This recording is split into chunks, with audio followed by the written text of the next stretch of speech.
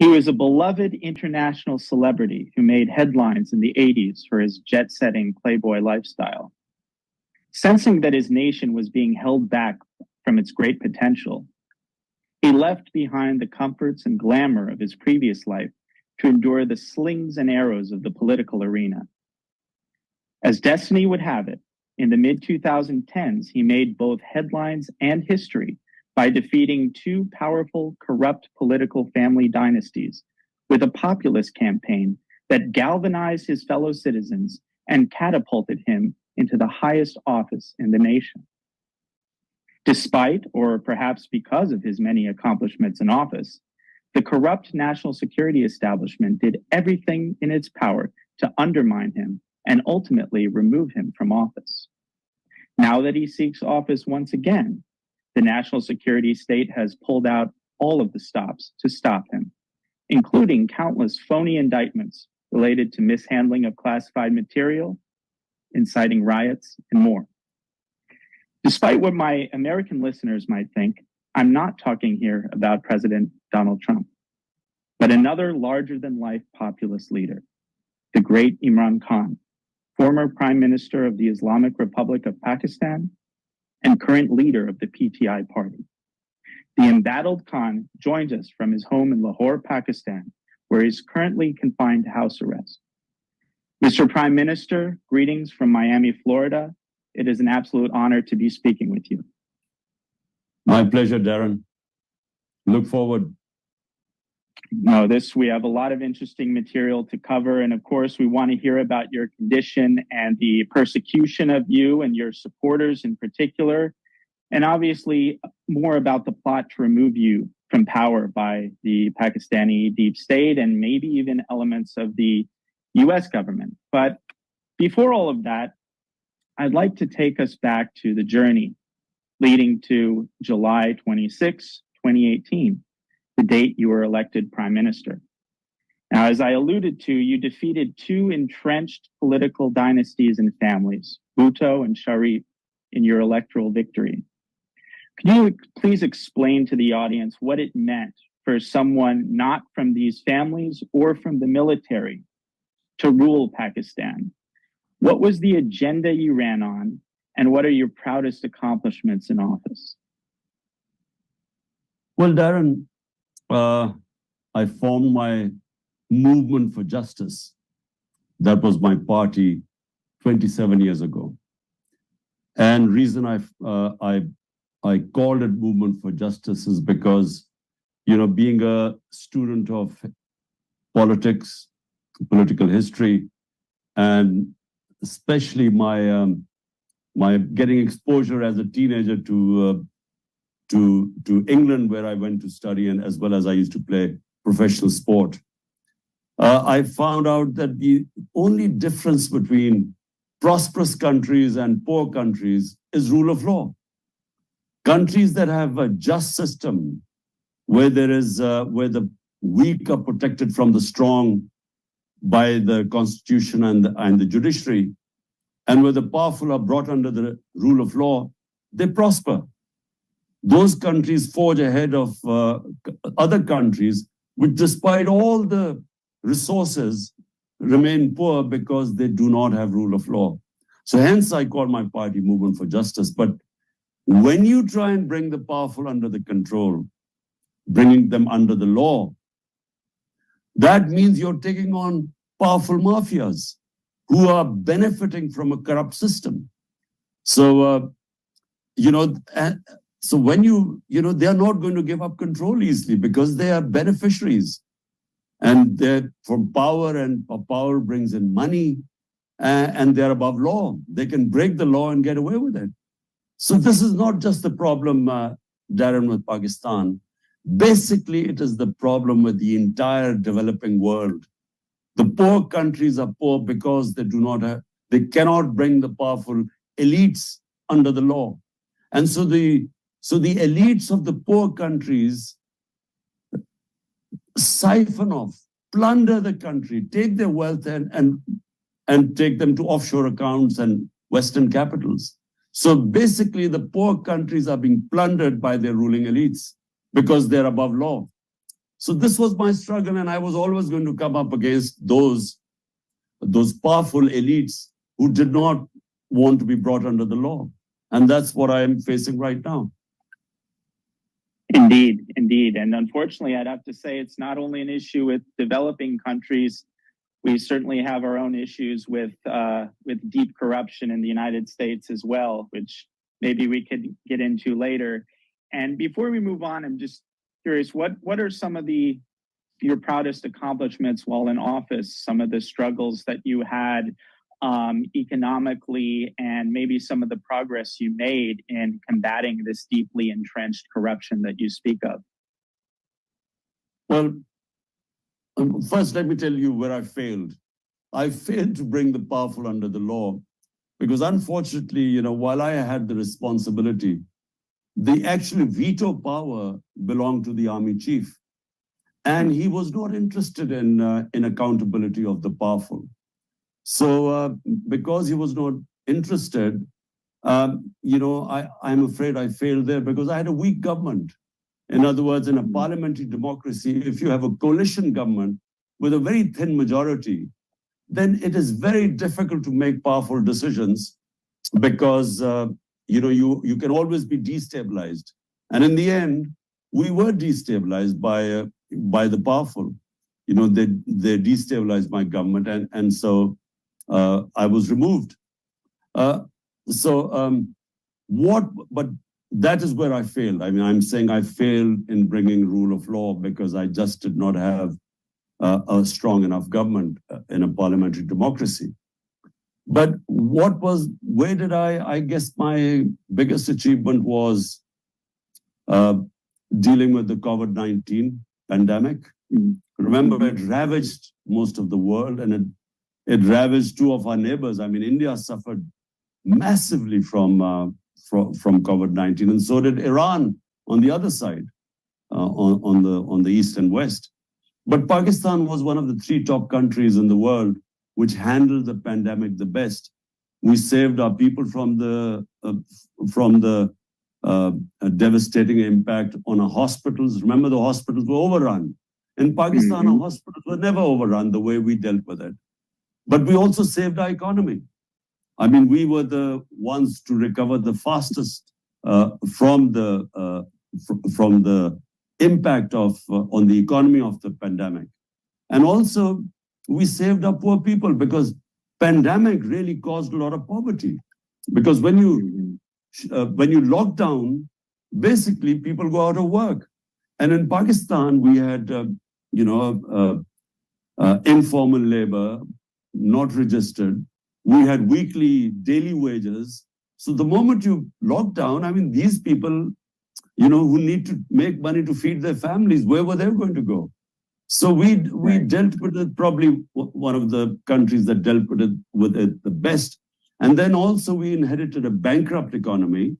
And our last 2 years were considered that one of the best performing economies in Pakistan in 17 years. So from a bankrupt economy, we actually performed the best, and actually recently endorsed in few days back, the IMF endorsed the way we lifted our economy from a bankrupted one. Yes, no, that's a great accomplishment. And what you were saying earlier about corruption, it reminds me, I think on another occasion, you pointed out that it's critical for a leader who has responsibility to also wield authority. And you can speak to your own case, but from what I've seen in other countries, including the case of the United States, when a leader is extremely popular, has profound support of the people, it's very unfortunate when the institutions and the bureaucracies don't cooperate, because that creates a condition where the elected leader with the support and love of the people does not have the authority to do what the people elected him to do. And one kind of pithy saying I picked up from a book of yours is that it's impossible to rule Pakistan without these 3 A's: Allah, Army, and America. And we'll leave aside 2As for the moment and just talk about one of these institutions, which is the Army and the intelligence services that you mentioned. My understanding is in the beginning, you had a fairly good relationship with these institutions, or at least not an acrimonious one. At some point, though, the relationship turned, leading to your ouster, effectively. Could you explain a little bit, in your view, what soured between you and at least certain elements within the Army and intelligence services in Pakistan?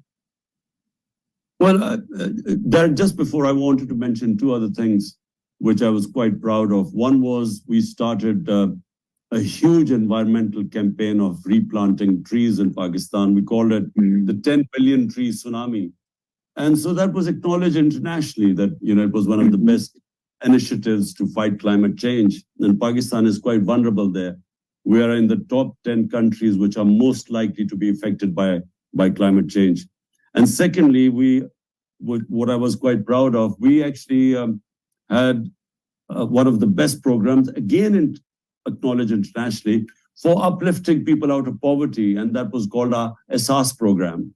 And that too was acknowledged by everyone, where we tried to give a cushion to the most vulnerable part of our population. And my idea was basically to move on to make Pakistan a welfare state, and we provided health insurance. Now, for every family in Pakistan, we provided them 1 million rupees so that they could go to any hospital to get treated. So this is for a country where you have large number of poor people or vulnerable people, which in case of Pakistan is almost 100 million, then this is the biggest gift, a blessing that you can give people health cover.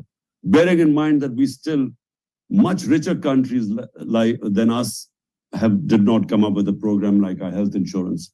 Now coming down to the question you asked me.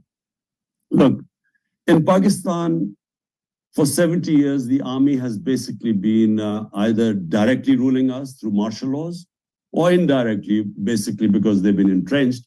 And, to be fair, the army has been hugely popular in Pakistan because, we started off as independence in 47, but 1948 was our first conflict with India. And India being 7 times the size of Pakistan, there became we grew up with insecurity that will we survive as a nation?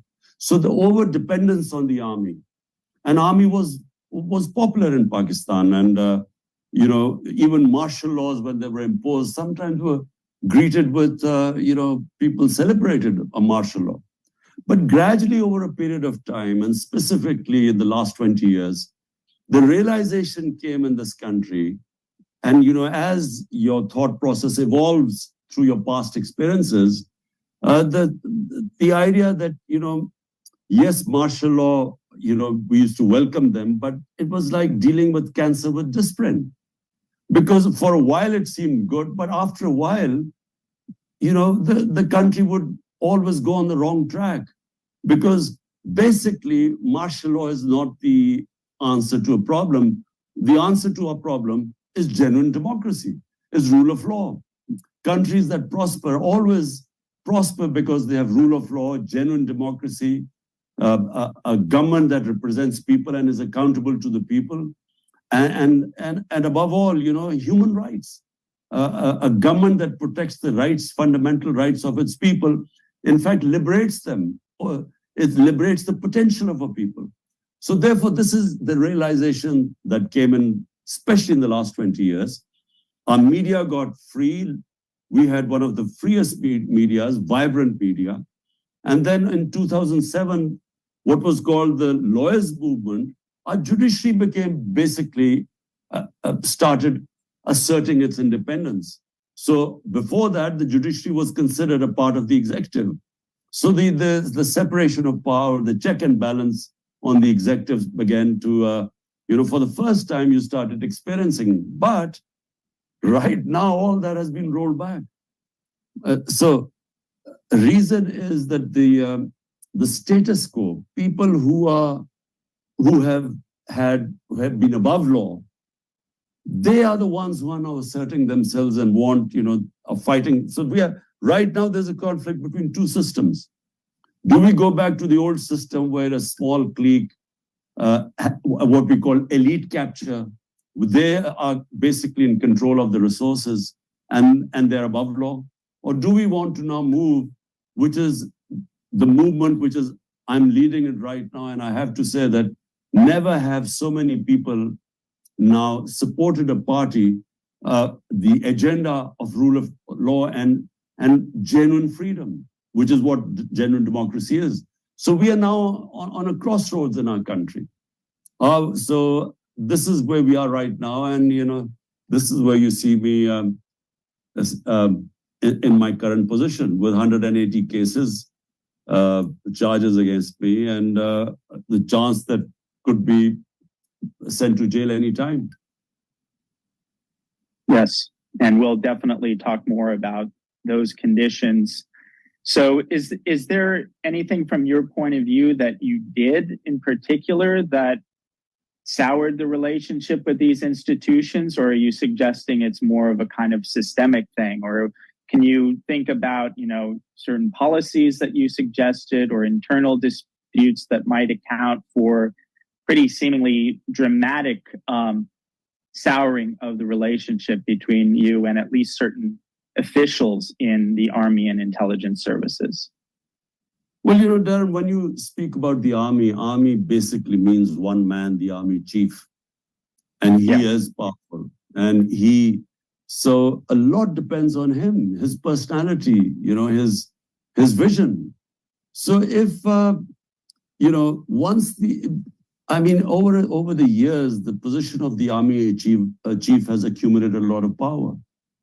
And if somehow he decides that he, for some reason, did not like me as the Prime Minister, then he has a lot of levers to make sure that I can, ensure that I can be removed.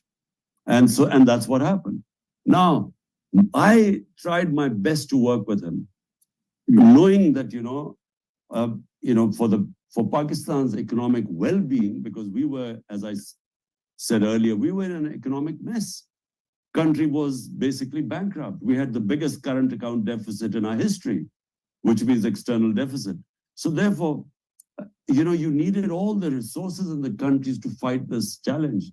And so for a while it worked because, the most organized institution is the Army. And so I worked with the Army chief pretty well. But I always had this problem, whereas I wanted the powerful mafias, political mafias under the rule of law. And he didn't. For him, corruption was no big deal. And he was constantly in touch with them. And in the end, he scuttled all moves to bring them under the law. But more importantly, at some point, he decided that I had to be removed. Now, he is the best person to answer that. There are various theories. The strongest theory is that the current Prime Minister, who was then in the opposition, he offered him an extension. And that's what really was the reason that he conspired to actually be removed. Now, bear in mind again that the country at that time the economy was performing better than it had in the last 17 years. It wasn't perfect, but it was going in the right direction. So that's when he pulled the rug under the feet. Yes, this individual, this General Bajwa, I believe in a stream yesterday, you provided some pretty comprehensive details on Bajwa's machinations against you. How did he plot against you exactly? Could you tell the people just some of the things, what your view is of the plot and his specific role in it? There's talk about him, plotting some early on, months in advance of your ultimate ouster, and traveling to the United States or using the United States in some fashion. If you could expound a little bit on that. Well, in brief, look, countries look after their own interests. We are naive when we are younger. We talk about countries, certain countries, a friend of country. Yes, there's a lot of affiliation sometimes between two countries, the people of the two countries. But eventually, countries make decisions on what is their interest. So, in a nutshell, what General Bajwa did by hiring this this lobbyist, in the United States, and me not knowing that he had hired him. I mean, it's only afterwards, after my government was removed, that we discovered that he had been formally hired by Pakistan to lobby for Pakistan. And he basically, the whole idea was to convince the Americans that I was anti-American. So I was against their interest. So that's what happened. And, they apparently thought that the reason I went to Russia was because I had decided, not because it was all the stakeholders, the Foreign Office, everyone was on board to take a decision that we should improve our relationship with Russia. For various reasons, we had a pipeline, north-south pipeline, which, the Russian company were most qualified to make in Pakistan. Then we wanted try to get a concession on importing oil from Russia, as India did. And then we needed 2 million tons of wheat from Russians. So that's how the trip was planned.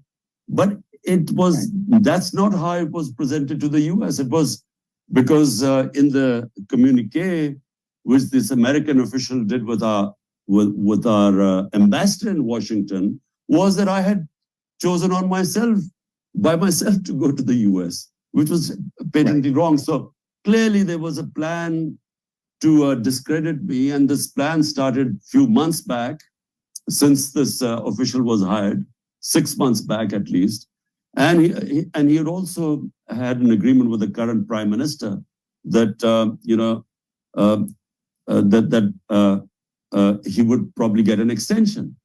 So now, I mean, some of the ministers sitting in the government are openly saying that General Bajwa had decided to get rid of me even earlier than that, even earlier than 6 months.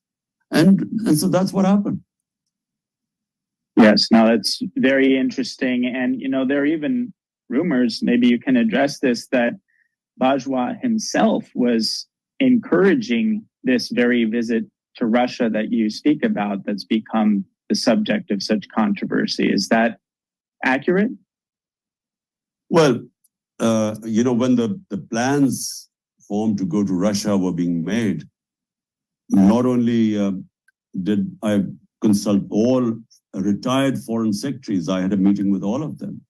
And all of them said for the future of Pakistan, because of the things I've said, oil, pipeline, wheat, we needed to improve our relationship with them. Mm-hmm. So it was all the foreign secretaries, the Foreign Office was on board. And then the military needed some hardware from Russia. So that was another reason.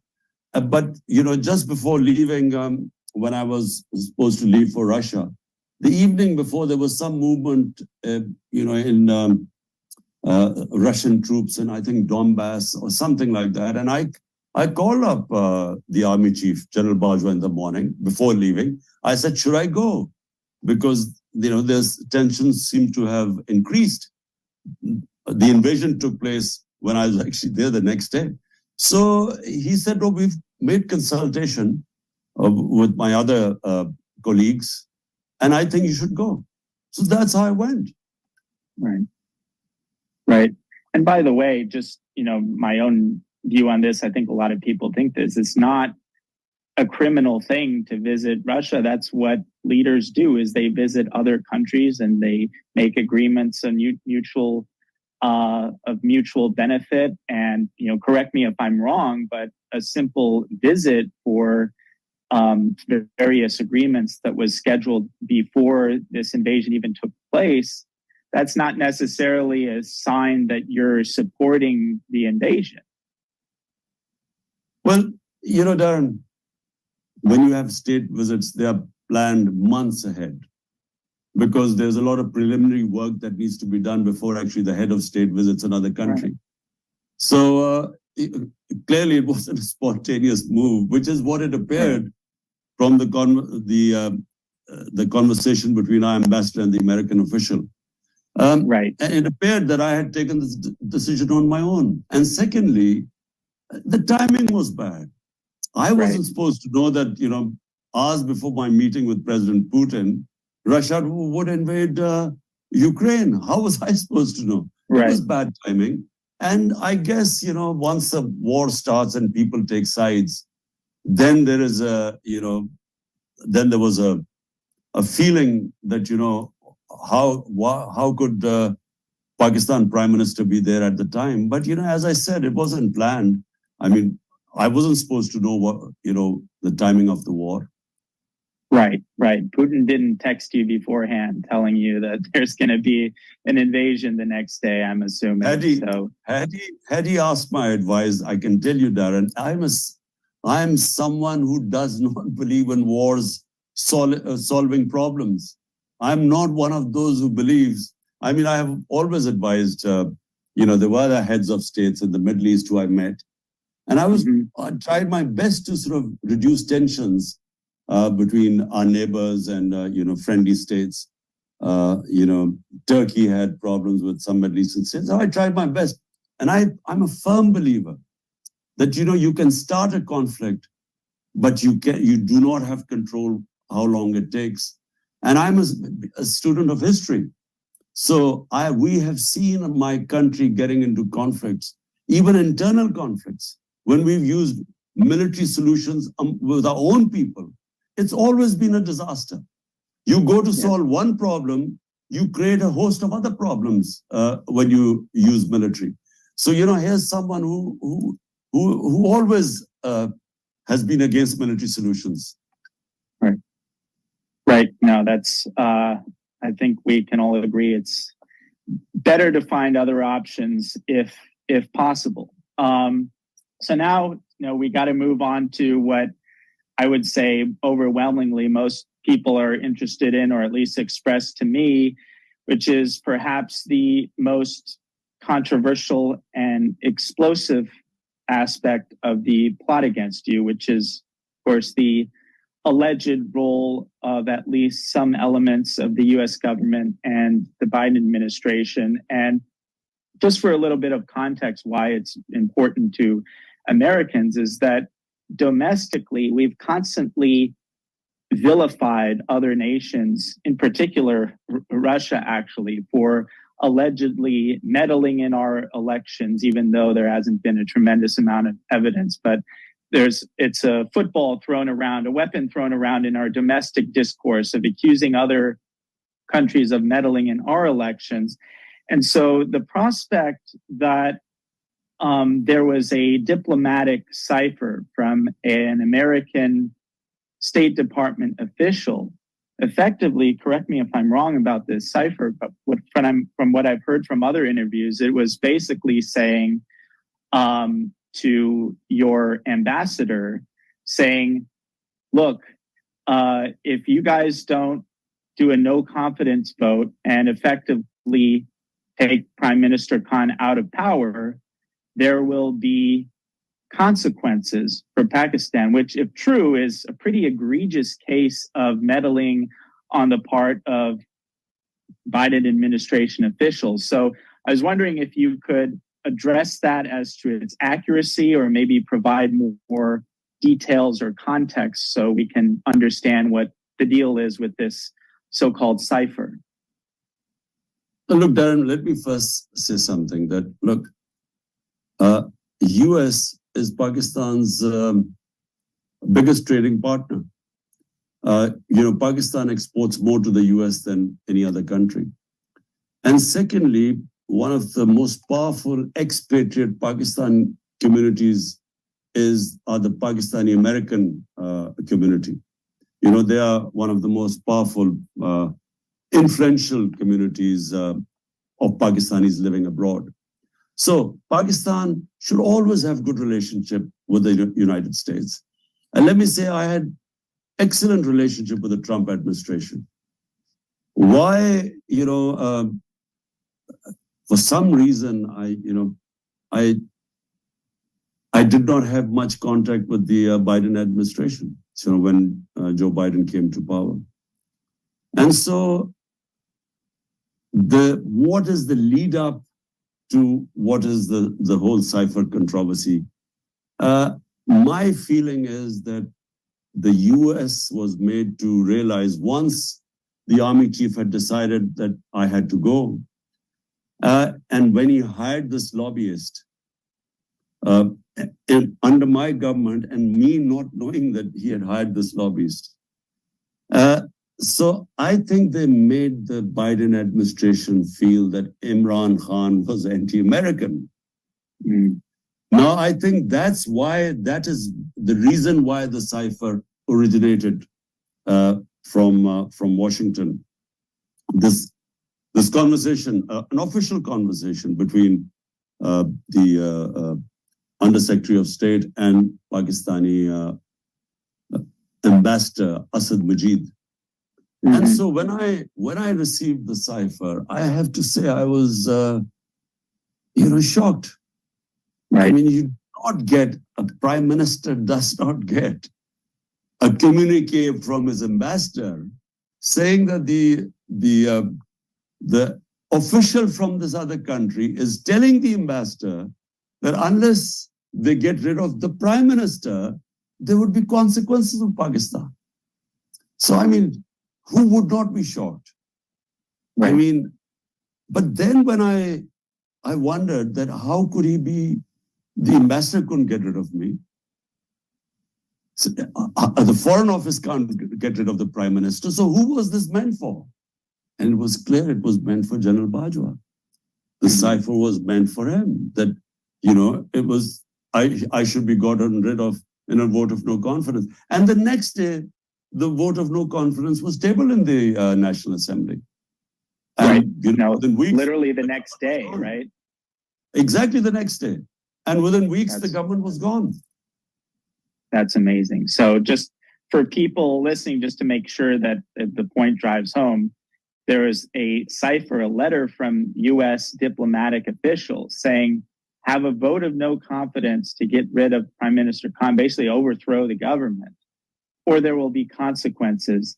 And literally the next day is when this vote was proposed. Cipher means, just for the audience, cipher is a secret codified message given by the ambassador to the Foreign Office. So it is a conversation, official conversation, which is recorded. And then that conversation is sent through this coded message, which is called a cipher. It is to the Foreign Office, and of course, it reaches the Prime Minister. So the WikiLeaks, what was WikiLeaks? It was this communication became exposed.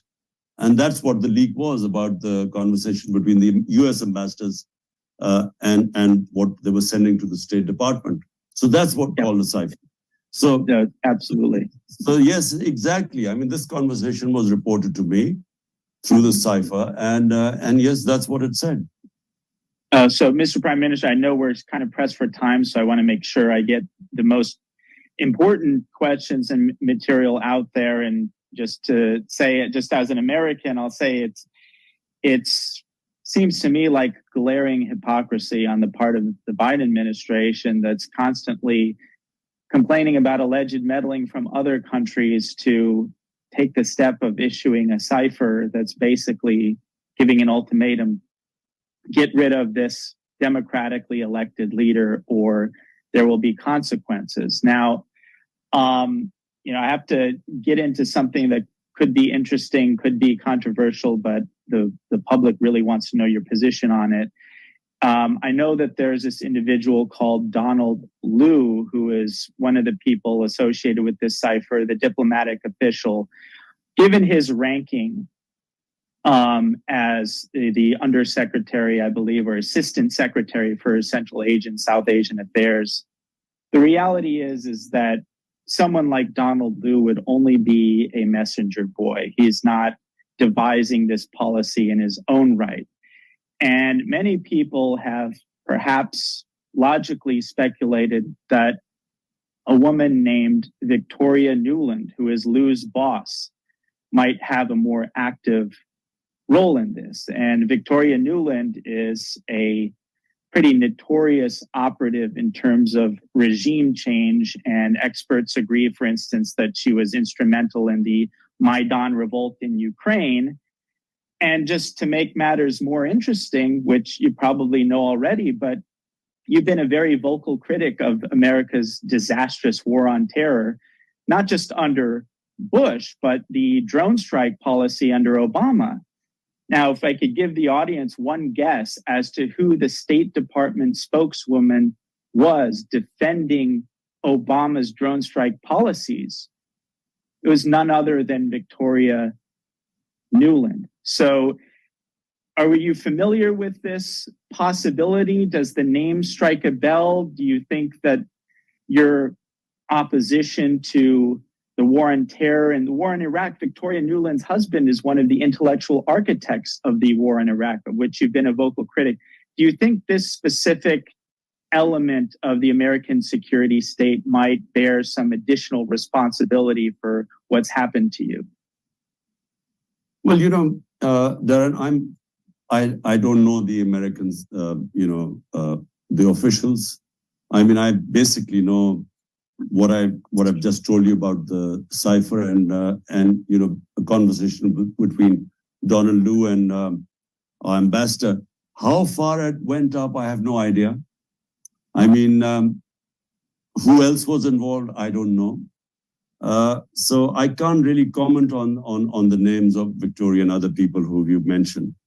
But about war on terror, the reason I'm simple. Why was I a critic of that? There are two areas which concerned us. One was the war on terror in Pakistan, with the drone strikes and sort of the drone strikes on our side of the border of Afghanistan.